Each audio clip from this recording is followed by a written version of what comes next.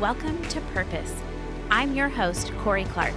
I'm just a normal girl who decided to go for it. I created a thriving business from the ground up without sacrificing my sanity, and I believe that you can do the same.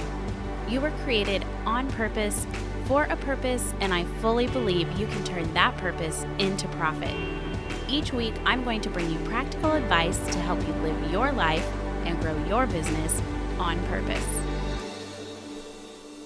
Hey guys, thanks so much for tuning in to another week of Purpose.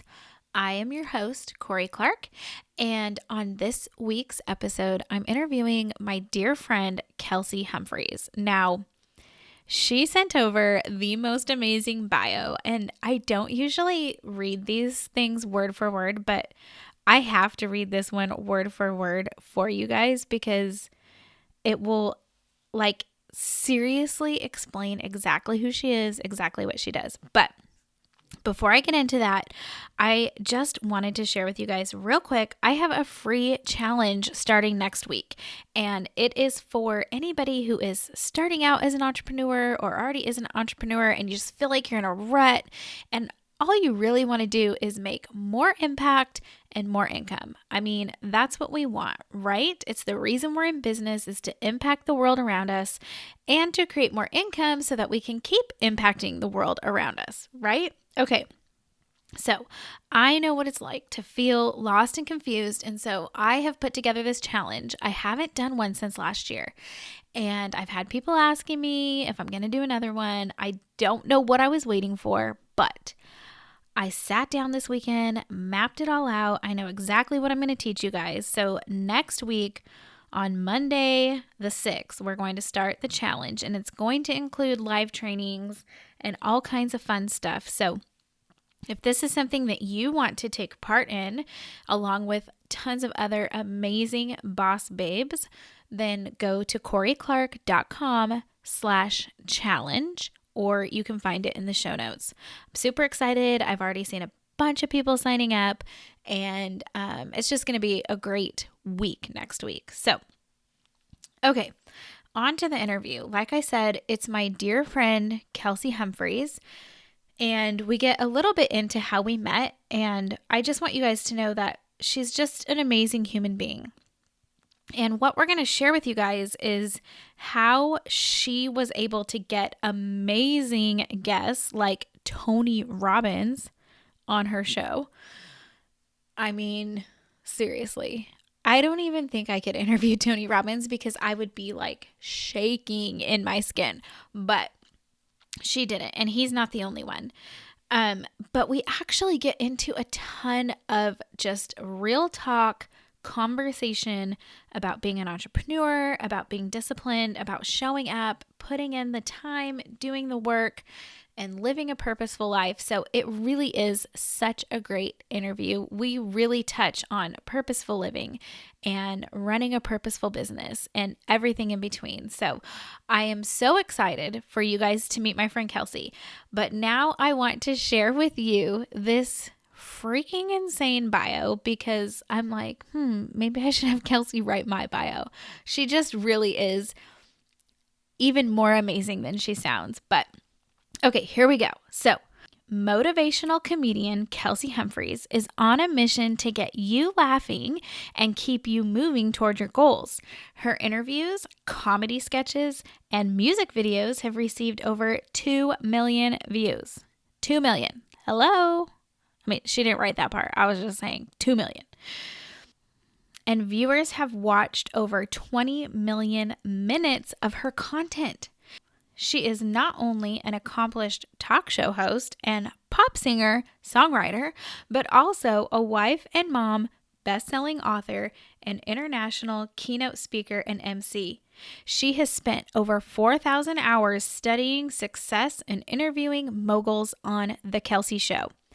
She's had insightful and hilarious in-person chats with Rachael Ray, Barbara Corcoran, Glennon Doyle, Tony Robbins, Candace Cameron Bure, Gary Vaynerchuk, and many more. I don't even know if I said Gary Vaynerchuk the right way. I never know how to say it, but we all know who he is and we all know he's amazing.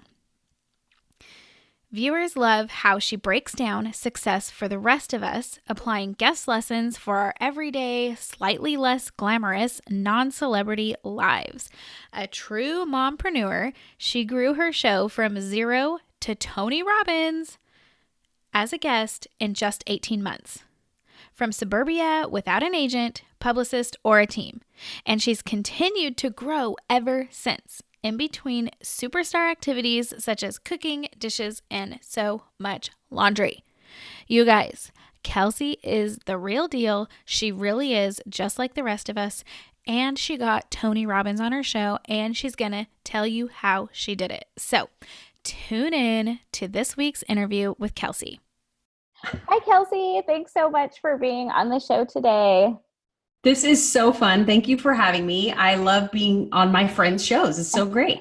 I know. And I love having my friends on my shows. So Kelsey and I go pretty far back as far as like our entrepreneurial journeys go. We basically met at the beginning of both of ours, right? Yeah. I don't think either of us had our books done. They were like in the end stages. Just done. Okay. Like I literally had it shipped to the conference that we went to, that we met at. So anyway, so Kelsey and I have like a fun little entrepreneurial history together. And it's just been so fun to be on this journey with you. So why don't you just share with my audience, tell me a little bit about like how you got started on Sure. Well, I mean, honestly, everything started kind of when we met, same like for you, like that was sort of our launching point, which the conference was called Launch Out. And I will always be grateful to that platform, you know, because that gave us a community of people to grow with and a community of people to like be cheerleaders right off the bat. So at that point, about 5 years ago, I was launching my book, Go Solo, which in my past life, in my corporate life, I was in marketing and advertising and worked my way up. And then a international froyo company came to me and said, will you be our agency of record? So I was able to go out on my own, start my own company. And that froyo chain had over 200 stores across the US. And me and my intern were doing everything. Wow. And it was a lot. And so that company got purchased, and then it was kind of like decision time. Is this really what I want to do? And at that point, like solopreneur was like a new word that people were talking about. And, you know, side hustle was just starting to be a thing. So a lot of creative entrepreneurs were asking me how I did what I did, because I started out as a graphic designer. That was my degree. That was my fallback degree, because really I was going to be a famous musician and singer, songwriter, pop star. And so they wanted to know how I did that. So I wrote my book, Go Solo, and it became a #1 bestseller in the entrepreneurship category in Amazon, which was super competitive. I was really proud of it. And because of the success of my book, I was asked to come and speak a few different places. And because I was traveling to speak anyway, I was like, why don't I start a podcast while I interview people when I go? And because I love entertaining, and that's like my first love, why don't I do video? You know, like how hard could it be? And it is really freaking hard. I was an idiot. But, you know, idiots don't know things, so they just jump off cliffs and build their wings on the way down, as the expression goes. And so that's what I did. I literally had a giant checked bag that was always at like 49.9 pounds, because it had my camera and tripods and my outfits and my lashes and all, like everything in it. And then I also had this backpack and carry-on that were all filled with gear. And I traveled all over the US to anyone who would say yes. And I started with a pilot episode in Oklahoma City with like the biggest, best influencer I could think of that I knew, friend of a friend type situation. And he said yes. So I did that. Then I made like my show. And the goal for me, for anyone who doesn't know me yet, I want to be a motivational Jimmy Fallon, a female motivational Jimmy Fallon. So the goal is always. You are. Oh, thank you. Thank you. Thank you. You just need your own. True. I just don't have the platform yet, right? I'm just not on NBC, but that's who I am. And so that was the goal. And so, you know, I knew I wanted to do video. I wanted to get great guests. I wanted it to be funny and engaging. And so I started with the pilot. I packaged the pilot up I made a logo and an intro and outro and a theme song and a website. And then I sent that link to a few best-selling authors in Nashville. And I picked Nashville because that's where my sister lives. So I had a free place to stay. I could borrow her DSLR. Like when I say bootstrapping, like it does not get more bootstrappy than what I was doing.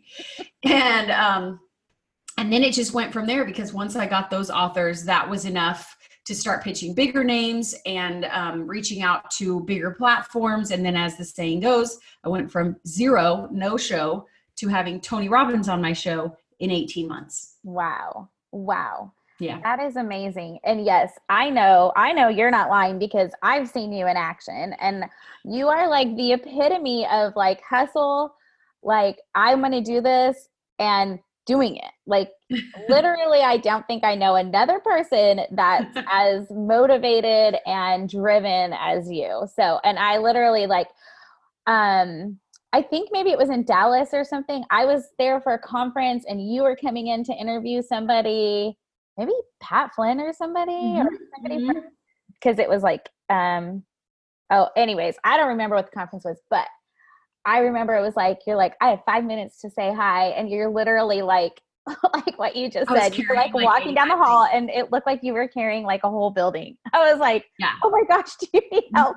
Yeah. Now imagine that in New York City. Oh my by myself, trying to figure out how, like I had to Uber everywhere, because if there was no way I could take all that on the subway. I had no idea where I was. It was like 1,000,000,000 degrees. Every time I've been to New York, it's been 1,000 degrees. I have selfies that I took just because someday when I make it, I just want to be able to show people like, no, this is what it took. Because I looked ridiculous and pathetic on the streets of New York City with all my gear. But yeah, I mean, I just decided I want to do this, and I'm going to make it happen. And I was very scrappy and messy. My first few episodes, are not great, and just figure it out as you go. I know. But that's fine, because I actually like that. I like when I see people who've been in the game for a long time, and they leave their first stuff up, because it's encouraging to look back and go, okay, like all we see is where people are right now. And we forget that they've been working their butt off for years and years and years. And so I think that's amazing. So, okay. So you said you went from 0 to Tony Robbins in 18 months. Oh, and you have a podcast. You know what that's, I mean, you know what it's like to ask for people to be on your show. It's insane. I was thinking about it today, like, cause I knew I was going to be interviewing, and I was thinking, I don't think I could talk to Tony Robbins. I think I would be shaking out of my skin, and I would probably make a fool of myself. So, I mean, how did you like keep yourself composed? I am very good under pressure. So that's, years of doing theater. Like I've sung the national anthem at an NBA game, 19,000 people, and it's silent, and they all turn and look at you. Like that's the kind of pressure I'm used to. So when you think about something like that, sitting down and talking to another human being, I'm good under pressure. But also right beforehand, I just like on the way to that interview, I listened to Welcome to My House on repeat, because I am the interviewer. Like at this point, I'm like, this is my job. This is my show. This is my platform. And really then right before going out, I just pray, because it's for the audience. Like, what's the point? And I really want to impress this upon people, because everyone and their dog and their dog's cousin are starting podcast shows. And that's great. But why? What is the point of this? So for me, I'm so passionate about asking beginner questions. I'm so passionate about like, no. In every other interview, you've said that answer. Tell me the other part you're not saying. That's what gets me fired up. And so I would just pray like, Lord, help me to ask the questions I'm supposed to ask. Help me to get that sound bite I'm supposed to get out of this. I always hope to get the person off script so that they're actually just talking freely, because the people at that level know their talking points, right? They can give you the best, most amazing, concise answers. And there's been people that, I go before an interview and I listen to all of their other stuff that I can. Like I cram as much as I can right before and just absorb it all and listen to it all. And there are some people who literally, it's like they're a robot. They use the exact same inflection in their voice. They say the exact same words, like creepy town. And that's just how good they are. It's my job to get them off of that. So in terms of nerves, and I also think if you do your homework and you feel prepared, like, always having a list of questions, all those things that you have in the back of your mind, you know, that definitely helps. But I mean, I was intimidated and nervous for sure. I'm not going to say I wasn't nervous. I was. I think that's super interesting that you said like that. You said you wanted to ask them questions that they weren't asked, because honestly, like, I'm not like scripted, but when I'm interviewed on things, I'm literally asked the same questions over and over. So it's not that I have a planned answer, but it's the same answer, because I'm being honest and I'm being open. So I'm just sharing my truth. But if I get asked the same question on every single podcast, then every single podcast is going to hear the exact same answer. So I think that's brilliant that you're finding other like questions so that they really can't give you that scripted answer. Right. That tells me that podcasters are not doing their job. Yeah. And now the question, you could argue, I do. Right. Well, you could argue though, you know, like there are people that have commented to me, like this week, Chalene Johnson's episode, one of my episodes came out with Chalene Johnson. She's huge. She has over 1 million Facebook fans, over 500,000 Instagram followers. She's been in the game forever. And I've had people message me and said, I never heard of her before. I just found her because of you. Yeah. So on the other side, I do get that, like, well, asking the same questions is okay because it's a new audience. But I think for anybody listening who is a podcaster, a YouTuber, or a live streamer, and you have an interview show, that's going to get harder and harder, because podcasts are finally reaching that tipping point where, like, soon even my mom is going to understand. You know, like soon even grandma is going to be listening to podcasts while she's gardening. So we got to up our game. Like we've got to step it up. Yeah. So I think that's important for any of your listeners who have a show. For sure. Well, and that's like, even for me, I mean, obviously, like, I'm still pretty new at this, and I really don't have a ton of questions planned, because to me, I want it to be more conversational. I want the conversation to go where it needs to go. And the guests that I've chosen like very intentionally, like knowing like they like believe so much in their business or whatever they're doing because there's a purpose behind it. And they're not just like the next, like, you know, entrepreneur, millionaire, like turning their laptop into an ATM machine. Like they actually have a reason for why they're doing what they're doing. So I hope that translates well, and I hope that I can get other answers. But at the same time, like you said, you have people saying they didn't know Chalene. And sometimes I want to interview someone because I'm like, oh my gosh, my people need to hear like this little story, even though maybe 1 million people have already heard it. But what if I have like, you know, 100 people who haven't? I want them to hear it. So, which I think is totally valuable. And I was actually just listening this week to a Barbara Walters interview, and she is like me. She obsessively consumes everything. But Larry King, who has been on my show, which was unbelievable to sit and interview one of the most prolific interviewers of all time. Yes. And he does no research. He wants to come in cold. He wants to know as little about you as possible because he feels that that's the audience's perception, and he wants to be just like the audience. So like both are great. And I think what it comes down to is me as an interviewer, and this is what Barbara said, she feels more confident to know the story and know things. And so I think that it comes down to your audience and your mission. And then a little bit the guest, because at that point, if you are interviewing someone who everyone has heard their beginning story, I would recommend just skip it. Just skip. If everyone and their dog has heard that one story that made them famous, then, you know, what I do is I'll summarize that story with a really long lead-in question. So I'll be like, Corie, I know that you launched this amazing book called The Simplicity Project, and then you parlayed that into a digital course. So tell me what year 2 was like, right? Like going into, but anyways, these I are love just, that. But everybody's style and tactic is different. And really it comes down to serving the audience, as we all know.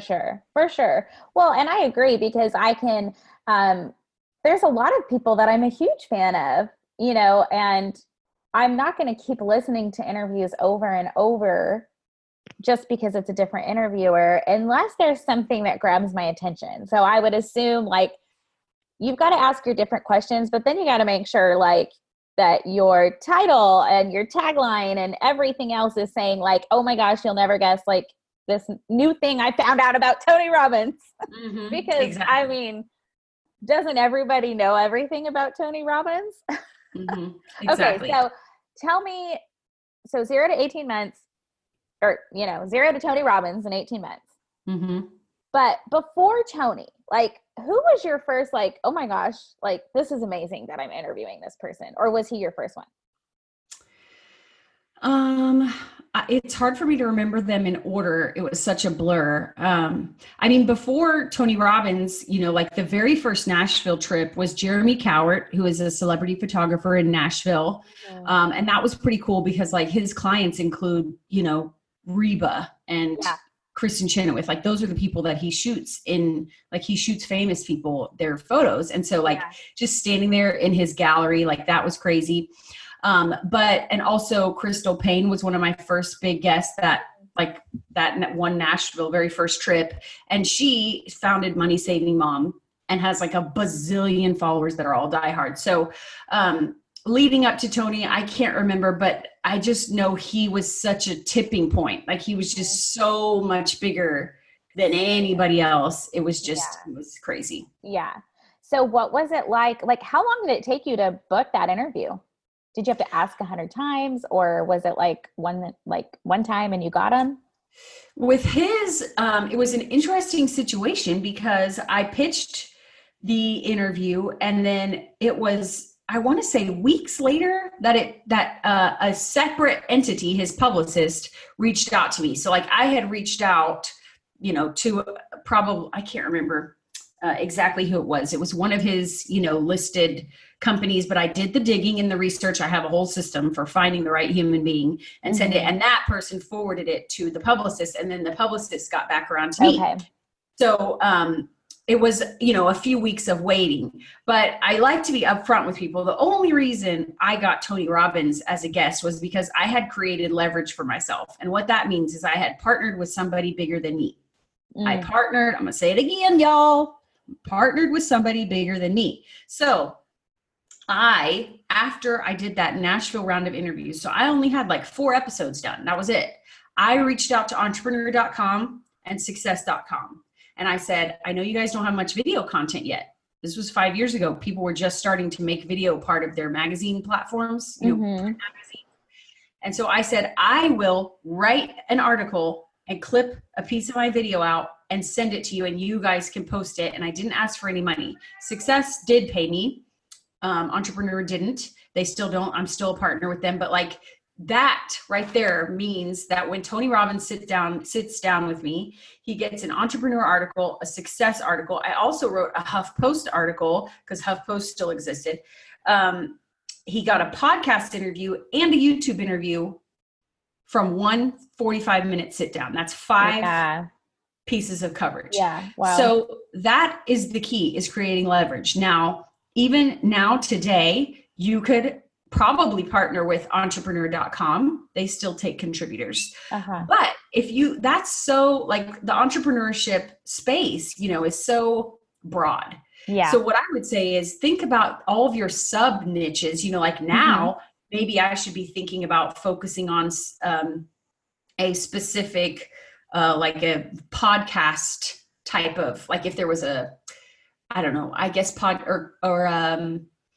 video shows or something that was more niche down specific than just entrepreneurship. So if you are somebody who does, a specific kind of coaching in a certain industry, like maybe you're a real estate coach. Well, what's the biggest real estate publications that people care about? Right. So partnering with someone bigger. And I also think there's other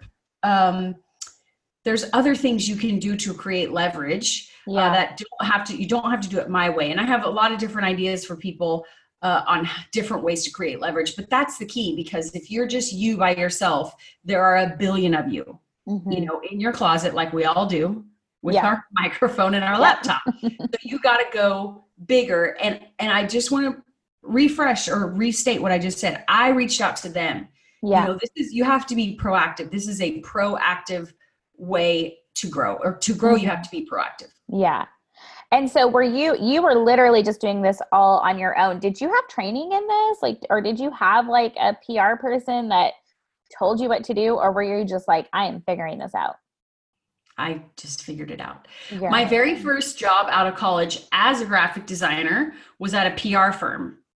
And I didn't get any experience from that other than kind of learning what PR was and how it worked. Mm-hmm. And so I do think that helped a little bit to, I mean, I was in the creative department, you know, I wasn't in pitching or anything, but I knew that there were publicists in the world and their job is to get their clients press coverage, which as a podcaster, we are part of the press. And so that was something that I kind of understood from like a very basic standpoint, but no, I had no other training. Wow. That's amazing. That's amazing. So what do you think, like, what are some of the mistakes that people make when they are trying to get like a big wig on their show or, you know, to interview them for any sort of reason, whatever their platform is? Like if I was going to pitch Tony Robbins, like what are mistakes that, like, I'm sure I would make a million mistakes, but what do you see people doing that you're like, oh my gosh? Yes, I have a few big mistakes that people make that we can go through and how to fix them pretty quickly. Like the first one would definitely be asking in the wrong way. If you have ever in your life direct messaged, replied to a tweet, left a comment and said, I'd love to have you on my show, you're doing it wrong. I love you. I get it. But no, just no. Yeah. The only acceptable exception to that rule would be if your cousin knows Tony Robbins personally or knows who works for Tony Robbins or something, you can DM your cousin. Okay. But just nowhere in the peripheral of the leader in your industry. You know, it doesn't even have to be celebrities. I'm just talking about like a local CEO you want to have on your show. Same thing goes. They are too busy and cannot field requests that way. Yeah. So that's mistake number one. You've got to do it via email. Yeah. I agree, because I honestly, even like getting DMs for people that want to do a collaboration or something with me, it's like I have to send them to my email. I'm not like, oh, I'm just going to ignore you, but I have to redirect them. Otherwise, like my DM bot, like it's like my DMs are so crazy. I cannot imagine what like someone like Tony Robbins, like he probably doesn't even like enable them. Mm-hmm. And you forget. I mean, like, you know, it's just a matter of just people are overwhelmed and busy. And if you think about the context of what someone like that is doing, they probably give themselves an hour to go through and respond to comments. They're not going to, in that hour, set a reminder or reach out to anyone or anything. They're just going to scroll on past it. Yeah. Exactly. And I do want to say, guys, part of all of this is just proving that you're serious. Mm-hmm. If you're serious, you're not going to request via DM. Yeah. And another thing is forms on websites. I also say I don't recommend that. I think pretty much all submission forms on websites go into a giant void and are never heard from again. Mm-hmm. So that's another one I say is a pretty big mistake. So the second biggest mistake is asking the wrong person. Like we just said, don't ask directly, but also like even asking their employees, like for example, if you guys know who Gary Vaynerchuk is, I bet so many people ask D-Rock, his videographer, if Gary Vee will be on their show, on their show, or like, how do I reach Gary Vee? D-Rock is not going to respond to any of those requests. I'm guessing. I mean, I have, that's not how I did it. I don't know, but I'm pretty sure he himself is also inundated with people asking him questions and reaching out to him. So any like publicly visible person in the periphery that you can see, so can everyone else. And they just can't take those kinds of requests. Also like customer support person, or someone that knows them personally, that is a risk unless you have a great relationship with that person. So that is a great way to go if you actually do have in-person connections. But for the most part, if you direct message me and be like, hey, I love your show. How'd you get Tony Robbins on your show? No, I'm not. I mean, like, or can you send me his email? That's not going to work. And also, just as a big fat blanket statement to everybody, no one ethically can do that. I cannot just give you contacts. I can't. No. And neither can anybody else in that position, because that's the first way you're going to get blackballed or blacklisted as to like, this girl's unprofessional and she's giving out our contacts. Mm-hmm. Nobody work with her, Yeah. Okay. So I think that's pretty much all of the wrong people. The next thing would be the wrong message. And this is hard, guys, but they don't have time to read your story. They don't care about your mission. They don't care about your vision. They don't care about any of that. They don't care about you. No, none of that. And so I think, because I've had requests come in now, it's cool. It's really cool and such an honor to be on the other side where people are asking me to be on their show, but also just over time tracking my own emails with an email tracking system. It's called Banana Tag for anybody who wants to try it, but it's sending personal emails that you can track. So not like through MailChimp where it's a mass email, but like sending one-on-one. So I track everything. What are they clicking? What are they opening? Have they opened it more than once? I track all that stuff. So I make my emails better and better over time. And you've got to cut out extra fluff, because even to the point of like, can I say this sentence in a shorter way? Like, just imagine these people are so busy. So you have to take out your personal history, your cute story, trying to say like, oh, I'm such a big fan of yours. You changed my life. Most of that is not going to work either. Like, all that's got to go.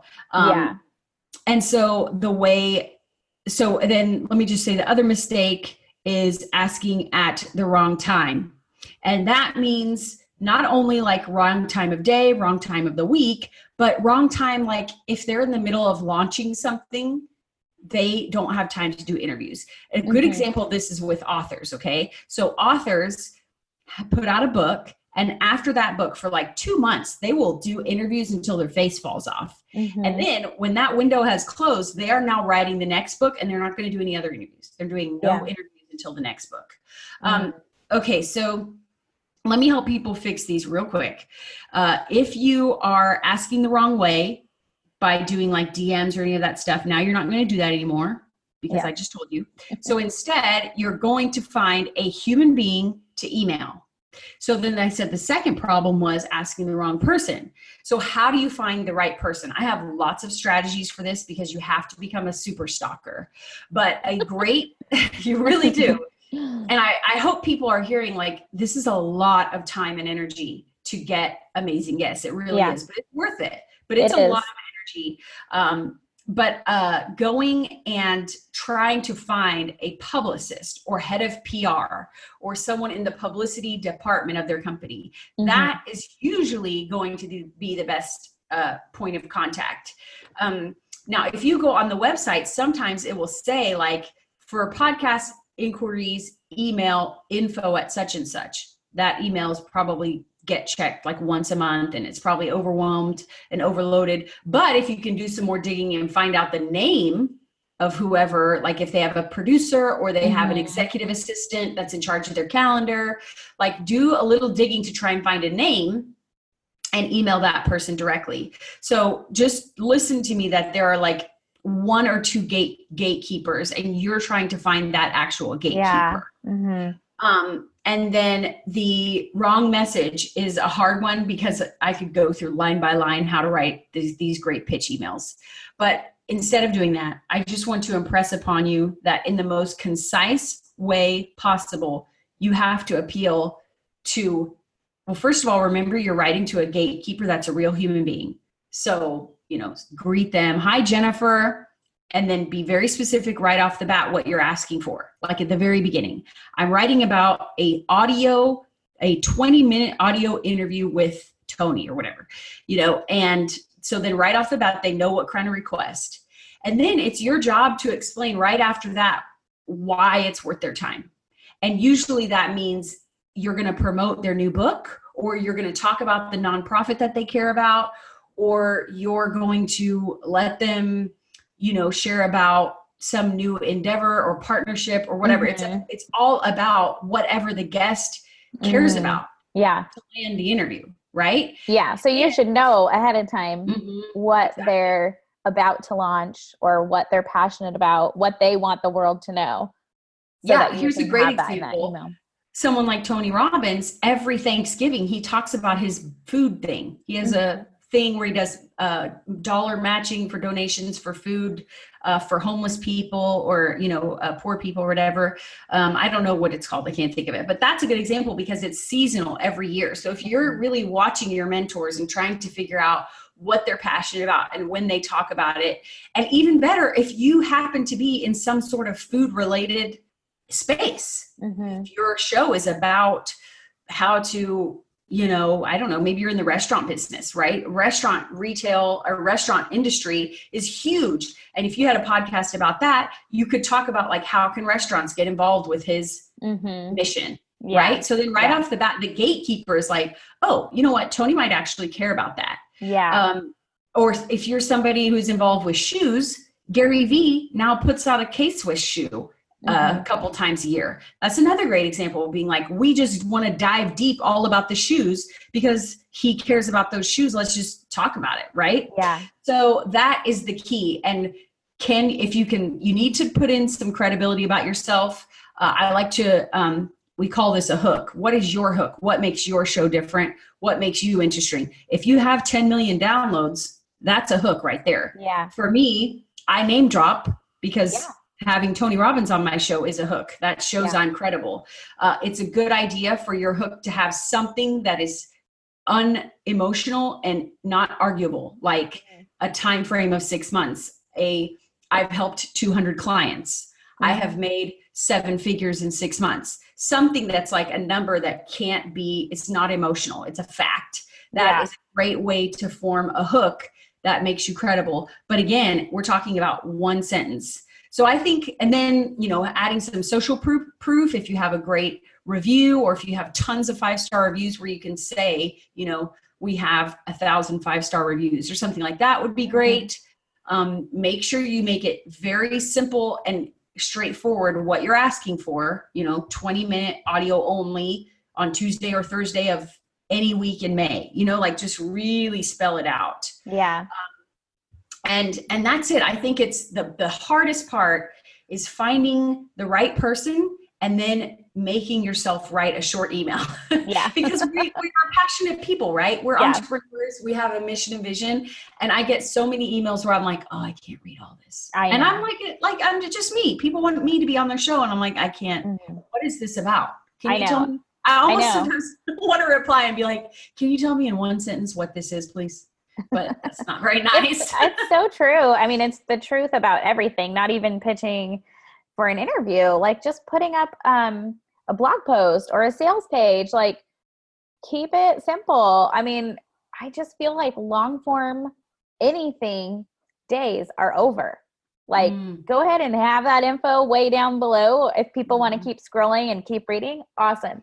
But like, if you're not like at the beginning, boom, boom, boom, this is what I'm doing. This is what I'm pitching. This is what I'm selling. Like people are like, bye.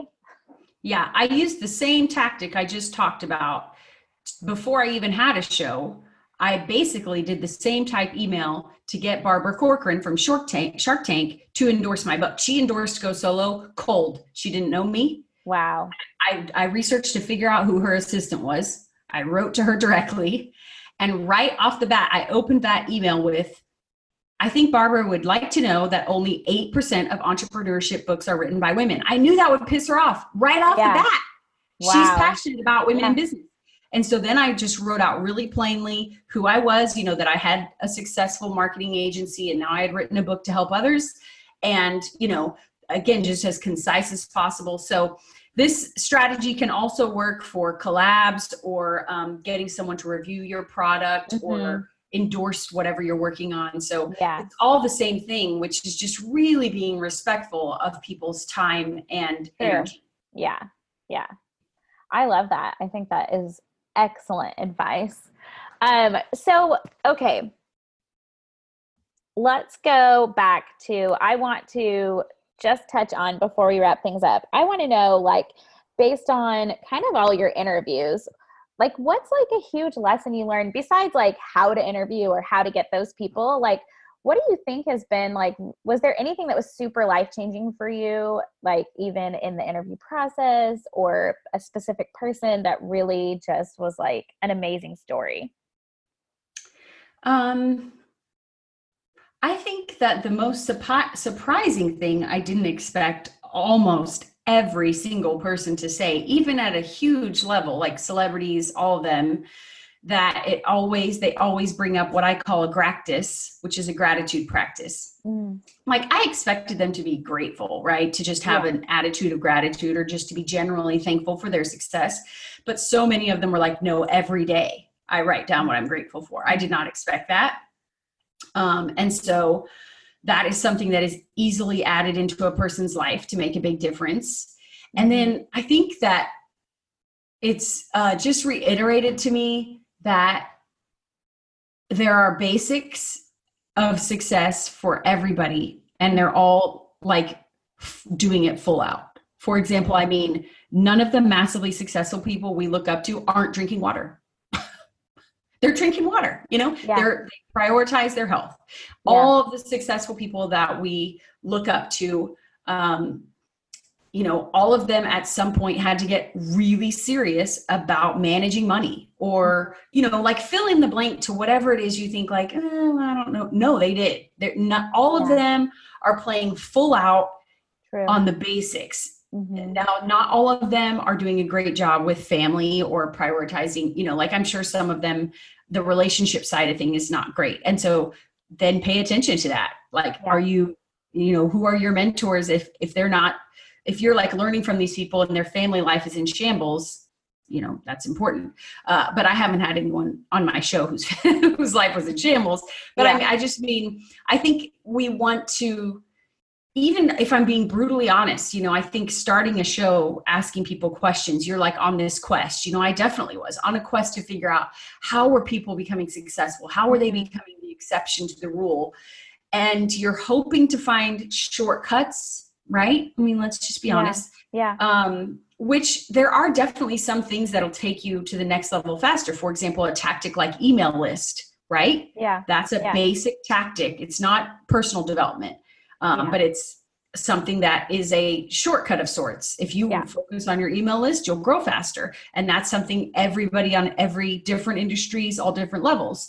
But, for the most part, there are no shortcuts. Yeah. I also think it's interesting that I have just noticed from my own research that most of these people that I'm having them on the show now, and they're like a huge deal, are at like the 8 or 9 year mark. Yeah. Which is interesting too, because nobody wants to wait 8 or 9 years. I know. Well, we only have like 3 or 4 more now. Right. We're like at the 5-year mark. Yes. I claim that. I know. It is so true. I mean, you look at people like Rachel Hollis, for instance, people think, oh, well, who is this girl? How is she so famous? And it's like, are you kidding? She's been like 10 or 15 years blogging, writing books that nobody knew that she had like 4 other books before this, Girl Wash Your Face. So it is so important to look at what these people have done in the past. And I love that you brought up that they're doing things like drinking water, because I seriously, like, I've had it on my heart, and now that we're talking about it, I'm just going to have to sit down and outline it and go for it. I'm so sick of like this, the people who say like, oh, it's a self-care day, but they're just like shopping and going to Starbucks. And I'm like, girlfriend, self-care is going to bed at a decent hour, getting up and making your bed, working out, drinking your water. I mean, like when you do those things and actually take care of yourself, then you don't need oh my gosh, I'm going to throw everything to the wind for the day because I need a self-care day. Like, and I don't think there's anything wrong with taking a self-care day. Like, and right. And treating yourself and going shopping. There is absolutely nothing wrong with that. But if you're like not taking care of yourself and that's what you have to do just to take a break, like, then that is not the definition of self-care. Yeah. Plus self-care is really, if you're really taking care of yourself, you're actually being pretty disciplined. Exactly. And all of these successful people, discipline is their middle name. And it may not have started that way. Maybe they had like a video go viral, or they're a super creative person that just does great art. Eventually they had to get serious about being disciplined. And so I think, and the other thing is like, so many people were obsessively following, or watching and learning and reading from these people. But other than those basics that I talked about, like going all in on, the basics of success, as in you're working hard, you're there first, you're staying late, there's no excuses, you're putting in the time and energy, you're learning how to manage money, you're learning how to manage yourself, you learn how to manage your time, like all those basics.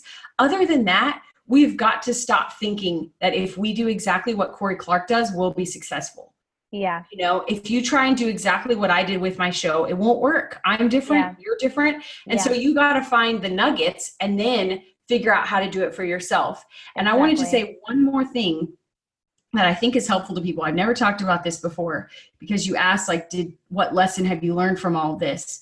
Mm-hmm. And I think that one of the main reasons I've had so much success, and I hope this doesn't sound like braggy, but these people, these superstars, tend to be pretty impressed with me in person. And, like I have glowing reviews that I can put in my emails from them about me. So, right. Like I would call that a success. Yeah. And I think like Barbara Corcoran, when I interviewed her for the show, she requires that people send her questions a week in advance. I was like, are you kidding? You don't know my life, but I did it. And when she met me, she's like 5 feet, but she's still intimidating. She walks over, grabs my hand to shake my hand and say, I'm so impressed with you. No one researches like that. Wow. And other people say the same things, like, man, you actually did the work.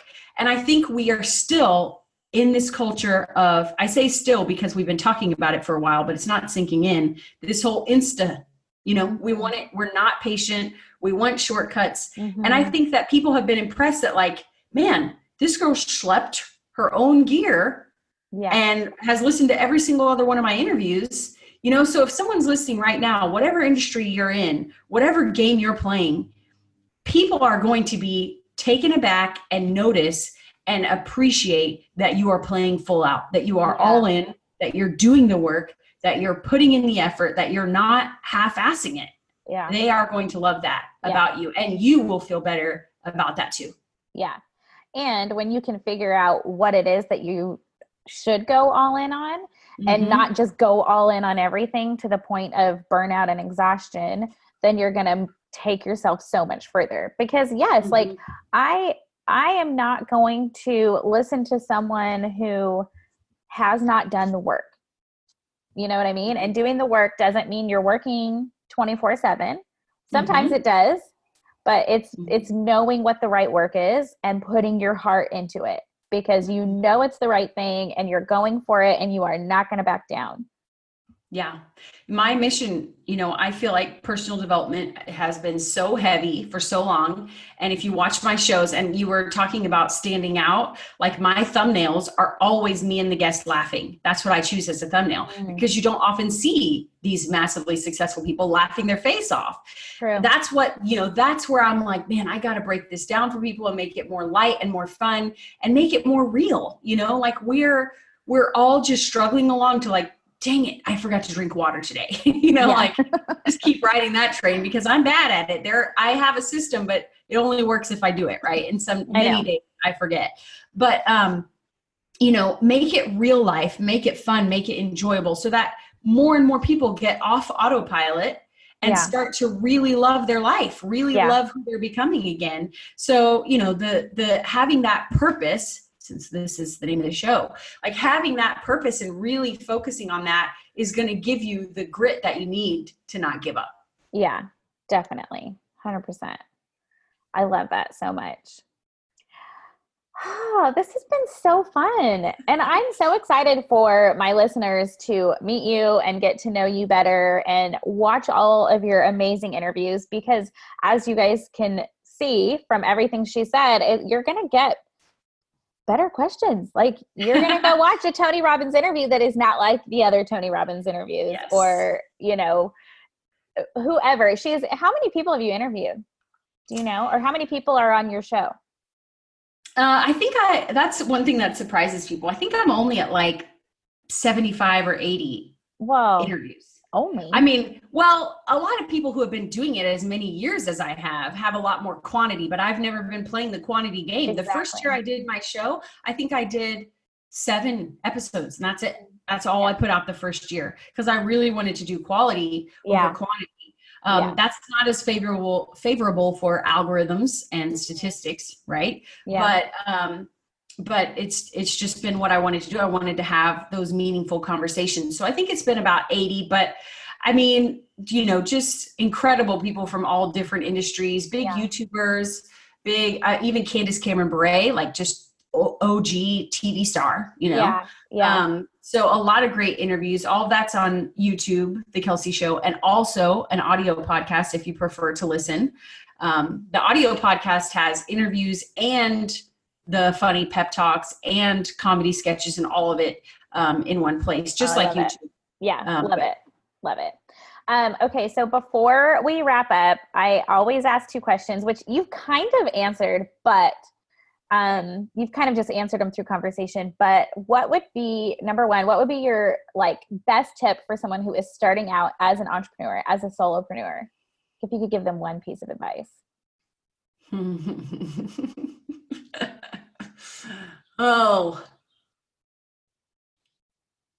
I mean, the whole episode's been full of lots of amazing tips. I know, but this is an interesting question though, because I have to be honest with people that I wasn't making any money, you know, the first few years.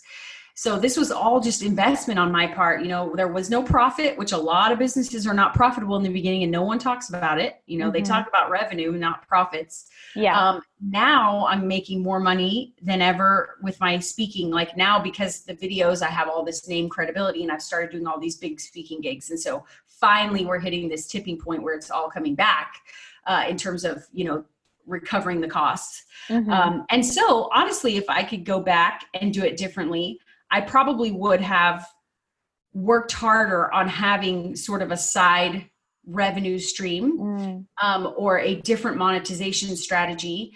For example, I didn't really understand that you could do very targeted ads for specific things, because all I wanted to be known for was the show. You know, I didn't want anyone to know me for anything else. But like now, you know, I'm offering resources to other people who want to grow their show, and I can specifically target podcasters with that resource.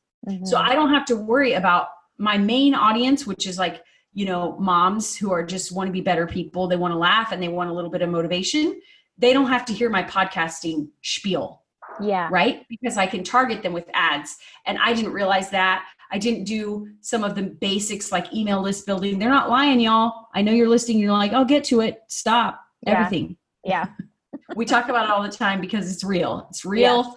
And it's a very big pain point now that I didn't have that strategy in place before. So just some of those basics of business that I wasn't doing at the beginning. That's the advice I would give, because it's there are people you know, who are listening to this who do have revenue set aside to, or, you know, they have profit set aside that they're going to invest in their show. You're a step ahead of me, sister. I did not have that.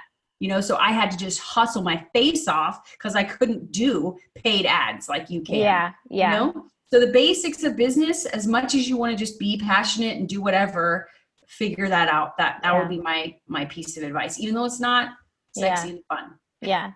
I know, it's so true, because when you are an entrepreneur, or, you know, when you're just starting out, everything's so exciting and you want to try all these things because that's what we do. That any entrepreneur, if you're an entrepreneur and you've never wanted to chase a shiny object, I really don't believe that you're actually an entrepreneur. So when you start out, there's so many things like coming at you that are so exciting, and the possibilities are endless. But if you don't take a step back and just establish some of those business basics,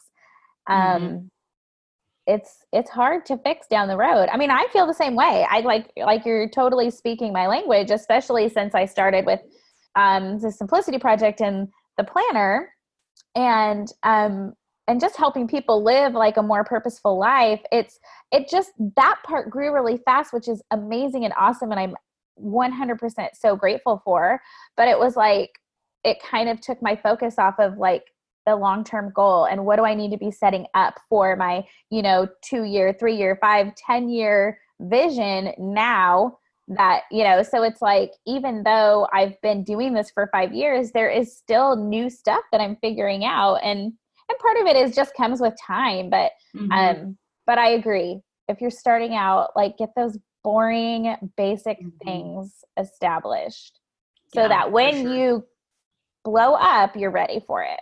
Yeah, definitely. Yeah. Okay. Last question. What does living a purposeful life mean to you? Man, I'm grateful to say that I feel like I'm doing that for sure. I think it's easy to just be like, well, to like live on your, live out your mission. But I think it's living out your calling and your mission, whatever God laid on your heart, to the fullest extent. For example, I was in Oklahoma City, using that as an excuse as to why I would never get where I wanted to go, sort of like playing small, out of fear.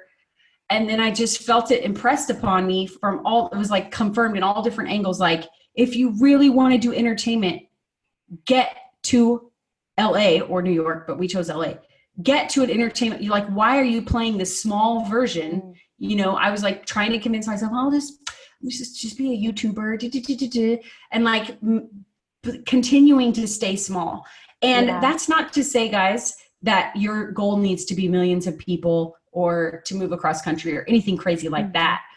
I mean, maybe you're supposed to switch to homeschooling full time, and you've been playing small in that, like, oh, we'll just do kind of like part-time private school, but it's been put on your heart to fully do homeschooling full time. Whatever it is, go to the fullest version of that. Trust that you've been called, that you're meant to do it, which means you need to be listening to your intuition and blocking out all the other people and their opinions and what they're doing and the competition and, all the comparison, to get quiet and make sure.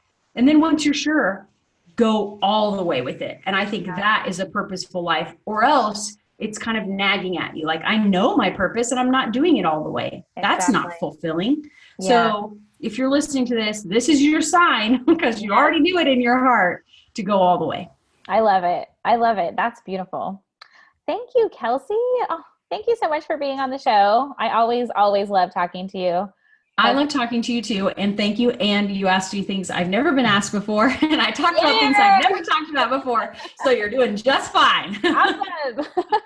Awesome. I get an A on today's grade. Okay. I'm so excited. But I do want to tell people, if they want to know more about, like, more detail on those 4 mistakes and how to fix them, it's one email. It's super quick. I go through in detail with like examples of what you can say in your email. So it's just like one email from me that goes through the problems and how to quickly fix them. And that's at getamazingguests.com. Okay. And where else? I'll put all this in the show notes. So getamazingguests.com. And then where else can they find you? Like, where do you like people to find you? Oh man, I mean, really all the socials, right? The long form interviews are only, they're not on Facebook or Instagram because they're too long. So if you want to sit and actually watch all these amazing conversations happening, definitely YouTube is where to do that. But the most engagement right now is definitely Instagram. We all know that. It's the most fun and people love it. So on Instagram, YouTube, and Facebook, just look up Kelsey Show, The Kelsey Show, and you'll find me. Okay. And I will put all that in the show notes and a link to that. What is there a name for that? It's that just you have that guide. No, because it's just a quick email. Oh, okay. It's really awesome. simple for people. So it's awesome. 4 mistakes and how to fix them. Perfect. Awesome. Okay. You guys need to download that so that you can start getting amazing people on your podcast. I'm going to download it so I can start.